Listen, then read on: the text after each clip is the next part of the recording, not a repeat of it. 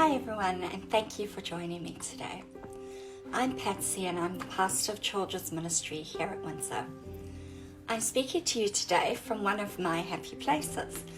This is my little office in a corner of my garage.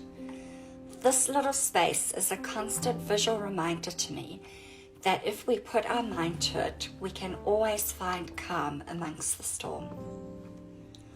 On the Monday lockdown was announced, I, like everyone else, packed up my computer, my books, and a few other things I would need to work from home. Of course, being Children's Ministry, this included Lego, puppets, Play-Doh, Mr. Potato Heads, little people, pretty much Sylvanian families, pretty much everything you could imagine. I took everything home, and in a state of disbelief, I unpacked my office into a corner of my garage.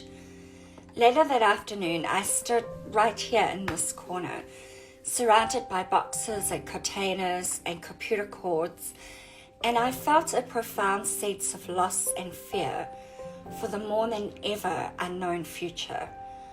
I cried out to God, and He responded with two things. Firstly, He gave me a beautiful image of me dancing with Him. For those of you who know me, you know I'm possibly the worst and most uncoordinated dancer in the world.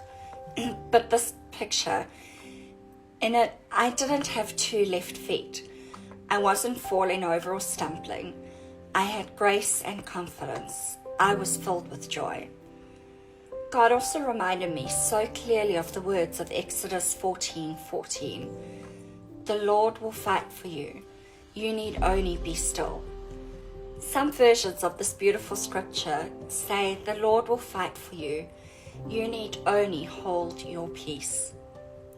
Over the last few months, I have prayerfully treasured both the image of me dancing with God and Exodus 14:14 in my heart, not understanding why they were so closely linked to each other. I then spent some time studying the context of Exodus 14:14, and I love the epic disaster movie style situation where this promise comes from. After so many years of slavery and all the plagues, God's people, the Israelites, had been delivered out of Egypt. They were free. How tangible and evident it was that God was leading them. A pillar of cloud by day, fire by night.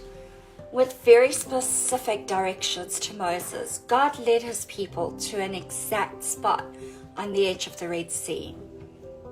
By this time, Pharaoh regrets his decision to let the Israelites go and lose all of his slaves. So he sent his army to recapture the Israelites, who now found themselves hemmed in on all sides by impassable mountains, a massive ocean, and an army descending on them. The Israelites were in a seemingly impossible situation, but it was a situation brought on by the Lord Himself. It was God who had hardened Pharaoh's heart, and it was God who had led the Israelites to this exact spot where they were completely incapable of escaping the situation on their own. Their only option was to wait for God to move on their behalf. And so they start to panic. And God says to them, just be silent. I will fight for you.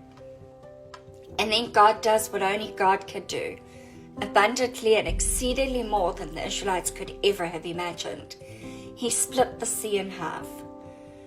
It was only possible because of the power of God. And so what God said in Exodus 14:14 proved true. Just like His promises always prove true.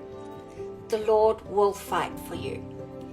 He fought for His people, and all they had to do was be silent, be still, and trust in their rescuer, Redeemer.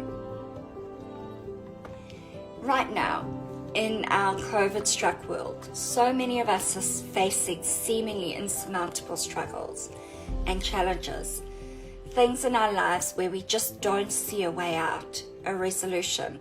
We don't know how to get through, over, or away from our obstacles.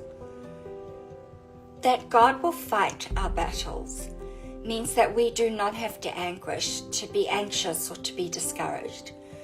When it seems the situation, whatever it may be, is hopeless or overwhelming, we may be tempted to doubt God. But this is where I want to encourage you to look to the God who fights for his people. Ask him for his provision. Ask him to show his power in a way that can only be attributed to his glory. Remember that no problem is beyond the scope of God's sovereign care for his children. God has promised to take care of us. He has made good plans for us, and he loves us beyond measure. No battle is too formidable or monumental for God to handle. The same God who showed his mighty power in splitting the Red Sea is the same powerful God who promises to deliver you and me. He is the same yesterday, today, and tomorrow. God's promise to his people then, and his promise to you today, is be still. Even when things are bad and you can't seem to keep your head above water, be still. In the midst of sorrow and anguish, worry and loss, be still. In the storm of financial hardship, in situations you never imagined you would be dealing with, you will see the deliverance of the Lord. You will see the deliverance he brings you today, because the Lord will fight for you. You need only to be still. A few days ago, still pondering the link between dancing and Exodus 14:14, I picked up a new devotion book I had just received, and I read this devotion. In the beginning, God spoke the world into being and set the whole universe dancing.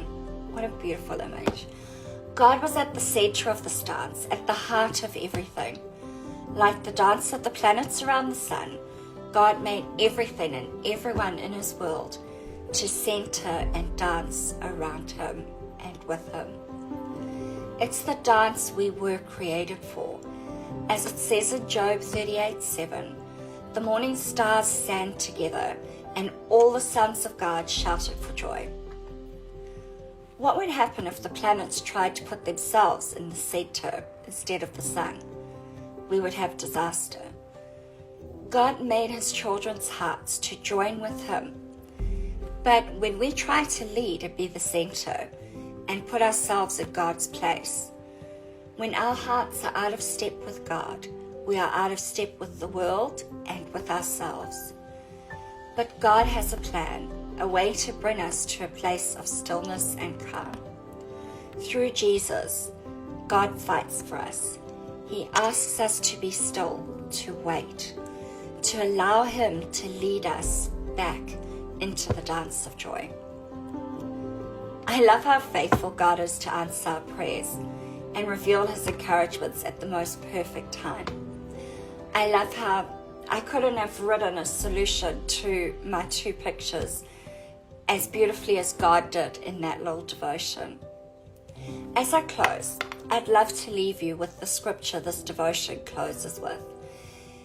It says, "You will again be happy and dance." So borrowing from one of my favorite songs, I encourage you to take courage, hold on and be strong. Remember where your help comes from. God bless you today and always.